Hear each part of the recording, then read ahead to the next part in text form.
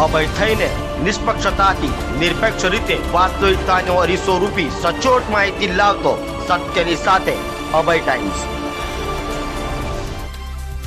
Fire વિભાગ દ્વારા fire સેફટીને લઈ શાળાઓને સીલ મારવામાં આવતા પુણા વિસ્તારની ખાનગી શાળાઓ દ્વારા વિરોધ કરાયો હતો।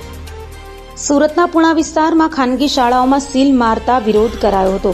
સુરતના પુણાગામ વિસ્તારમાં ફાયર અને પાલિકાની કામગીરી સામે ખાનગી શાળા મંડળ સંચાલન સમિતિ દ્વારા વિરોધ કરાયો હતો।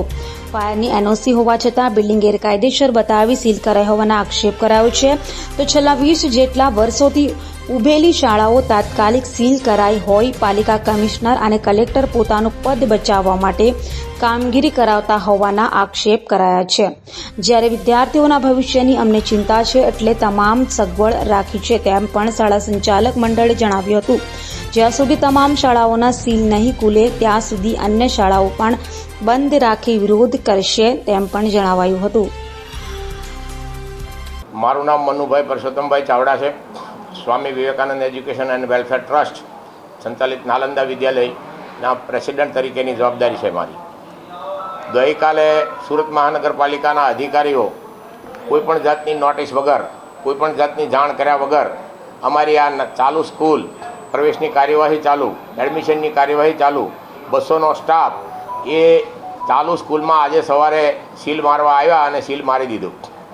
સ્ટાફ અંદરનો સ્ટાફ અંદર અને બહારનો સ્ટાફ બહાર, કોઈ પણ જાતની જાણ કર્યા વગર આ સુરત ઝોનના અધિકારીઓ પોલીસ બંદોબસ્ત સાથે, પોલીસ સિક્યુરિટી સાથે આવીને બહાર લોક મારી દીધું।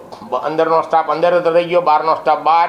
તમામ કાર્યવાહીને દાદાગીરીથી, માફિયાગીરીથી આ અધિકારીઓએ આ સંસ્થાને સીલ મારવાની કાર્યવાહી કરી છે।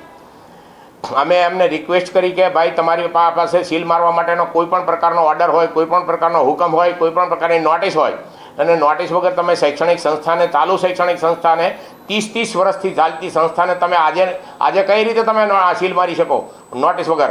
તો આવી જે કાર્યવાહી કરવામાં આવી છે તે તદ્દન ગેરકાયદેસર કાર્યવાહી છે અને એમને હાઈકોર્ટ અને સુપ્રીમ કોર્ટમાં ચેલેન્જ કરવામાં આવશે। તમામ અધિકારીઓ ઉપર ફોજદારી કાર્યવાહી કરવામાં આવશે અને આ મ્યુનિસિપલ કમિશનર અને કલેક્ટરશ્રીને પણ જાણ કરીને એમની પર પણ લીગલી કાયદેસરની કાર્યવાહી કરવામાં આવશે। આવી માફિયાગીરી, દાદાગીરી અધિકારીઓને સરકારી બાબુઓ કઈ રીતે કરી શકે? એક શૈક્ષણિક સંસ્થા છે, બાળકોને જ્યાં શિક્ષણ મળતું હોય, જ્યાં પ્રવેશની કાર્યવાહી ચાલતું હોય, તમામ પ્રકારની ચાલુ કાર્યવાહી આવીને સીલ મારી દે, અંદરનો સ્ટાફ અંદર, બહારનો સ્ટાફ બહાર, આવી આ ગેરકાયદેસર પ્રવૃત્તિ છે અને આ માફિયાગીરી છે। આવી માફિયાગીરી અધિકારીઓને ચલાવી લેવામાં આવશે નહીં, એના પર કાયદેસરની કાર્યવાહી કરવામાં આવશે। સખ્તમાં સખ્ત આવી કાર્યવાહીને વખોડવામાં આવે છે।